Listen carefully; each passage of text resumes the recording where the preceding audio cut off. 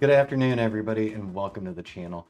My name is Rich Charpentier, and as always, I really appreciate you stopping by and hanging out for a few.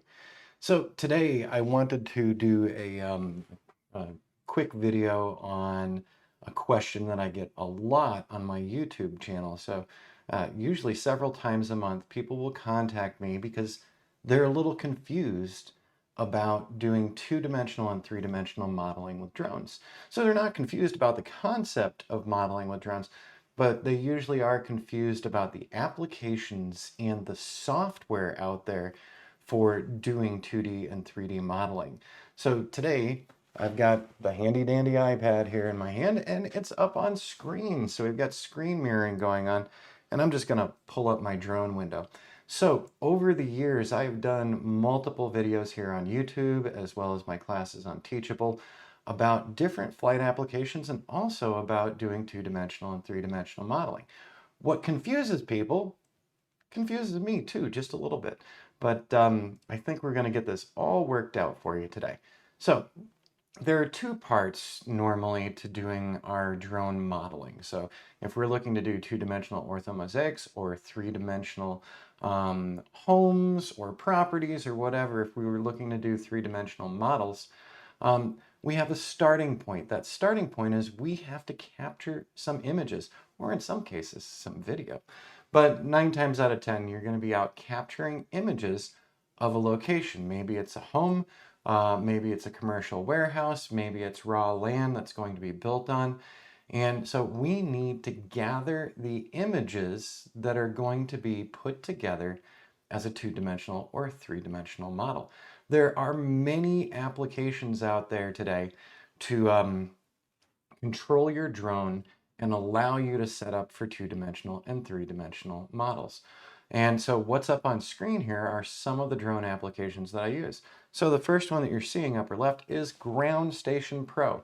So we can make grid patterns, we can make crosshatch patterns. So we're taking hundreds or thousands of photos of a location, depending on how big it is, and we can automate this task in an application like Ground Station Pro, or Maps Made Easy's Map Pilot, or Pix4D's Capture, or Drone Deploy's Flight, or Drone Harmony, which is an Android application. We have a lot of options when it comes to applications. Now, these applications basically do one thing for us. They help us control our drone. So I'm using Ground Station Pro as an example, but we can take a look at other ones as well. And so let me just find one. I'm just selecting Celestial View here. And so as you can see, we have this little north to south action going on here. So my drone is going to fly along these lines, taking photos every so many seconds. I think it's every 2 seconds on this particular one. Yes, it is right over here, every 2 seconds. Those images are captured as still JPEGs, and nothing else happens with them in here. So there's no 2D or 3D processing in here. This is just for capturing your images. So let's go ahead and close that one out. Let's go back to our drones.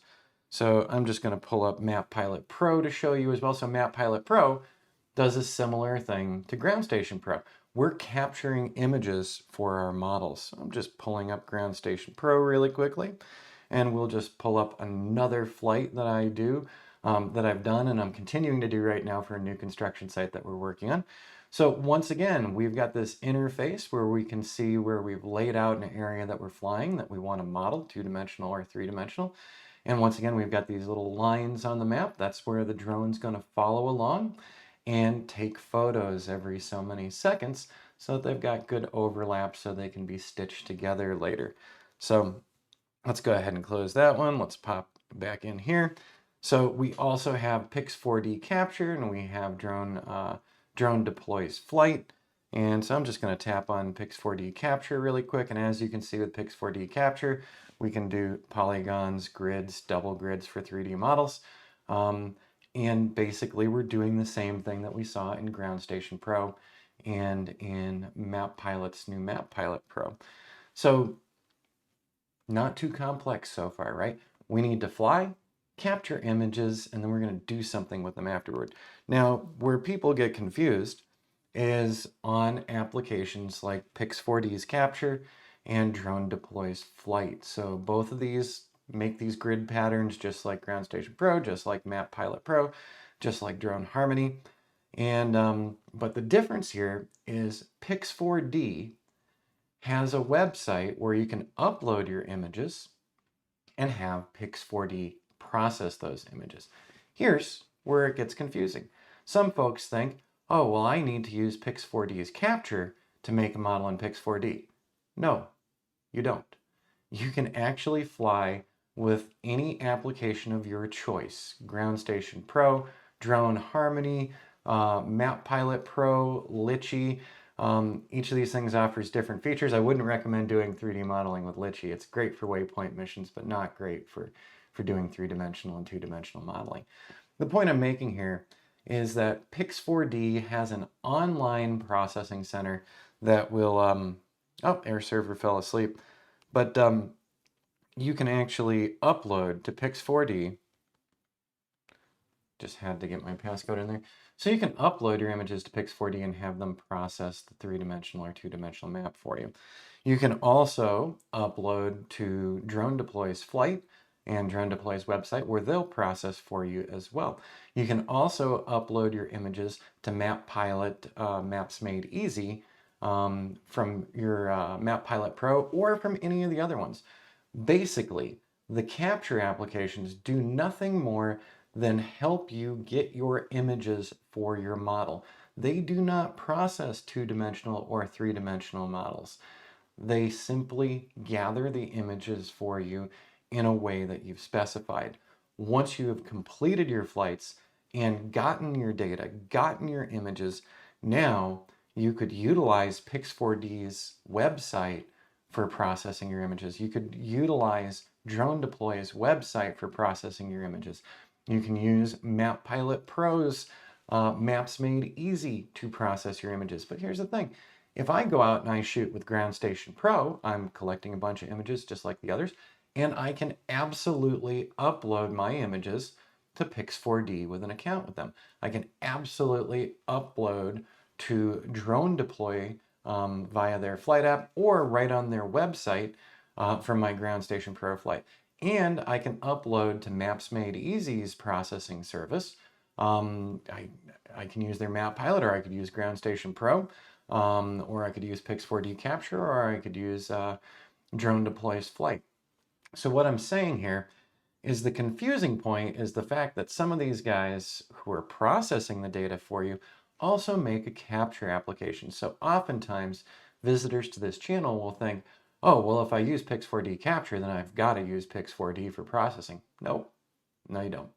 So that's the point of confusion for a lot of people. I've had people ask me, okay, so if I collect a bunch of data with Ground Station Pro is going to process it for me? No, it is just an autonomous flight application. So Ground Station Pro is an autonomous flight app. Litchi is an autonomous flight app. Pix4D Capture is an autonomous flight app. Drone Deploy's flight is an autonomous flight app. So all of these do the same thing. If I marked out the properties that I fly with Map Pilot Pro, with Ground Station Pro, with Pix4D Capture, with flight, in the end, if I made them very similar in their layout and elevation, they're all going to capture basically the same images and produce the same model. So the big part of the flight apps is what you're comfortable with, the interfaces that you like to use, and maybe some extra features. So Ground Station Pro has some features Pix4D Capture doesn't.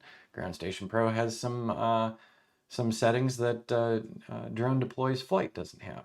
And, you know, we can reverse this order however you want to. But in the end, you know, whatever I'm capturing with does not exclude me from using certain online services. So when we're thinking about this, this is a two-part thing. Part one is capturing your images. We want some kind of autonomous flight app like the ones we're seeing here. You know, DJI Go can do some autonomous work for us as well. It can do 360s, it can do other things, but it doesn't have any grid setups for doing two-dimensional and three-dimensional models, so probably not a great idea. But let me put it to you this way. if you wanted to, you can totally skip using Ground Station Pro, Map Pilot, all these. You could do a manual flight with your drone running the sticks.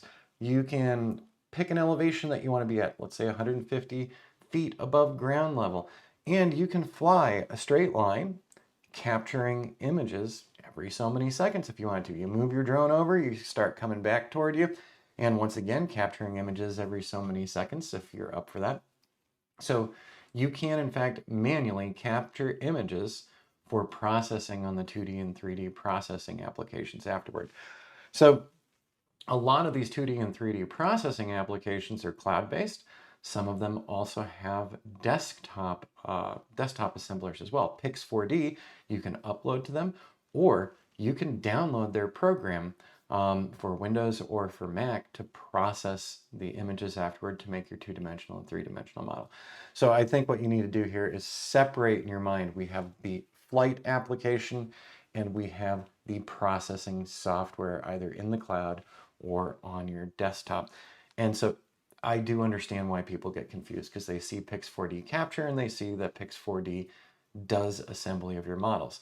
They see drone deploys flight capture there and they think, well, I can only use this with drone deploy. They see Map Pilot Pro and they think, well, I can only process these with Maps Made Easy. Not the case at all. We could manually go out, probably make a horrible model if we were just doing this all manually with the sticks.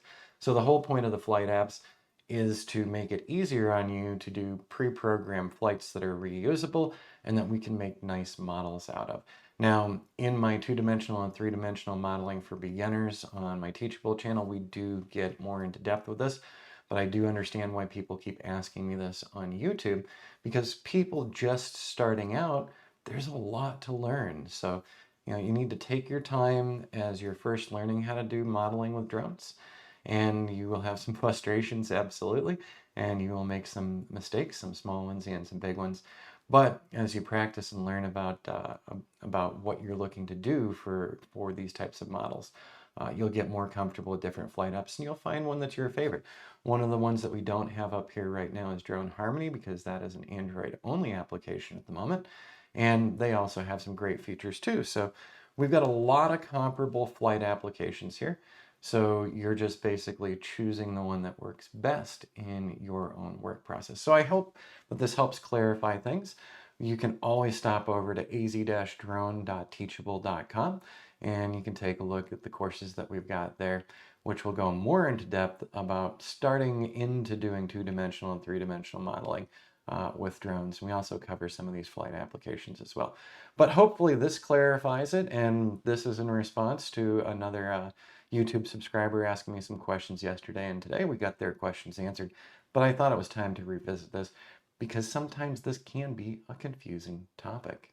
All right, everybody, we hope that you have a great rest of your week, and we're coming into the holiday season here, so hope that you get some time off and time to spend with friends and family. We'll see y'all again really soon. Once again, thanks for stopping by our channel, checking out what we're doing, and being part of the community.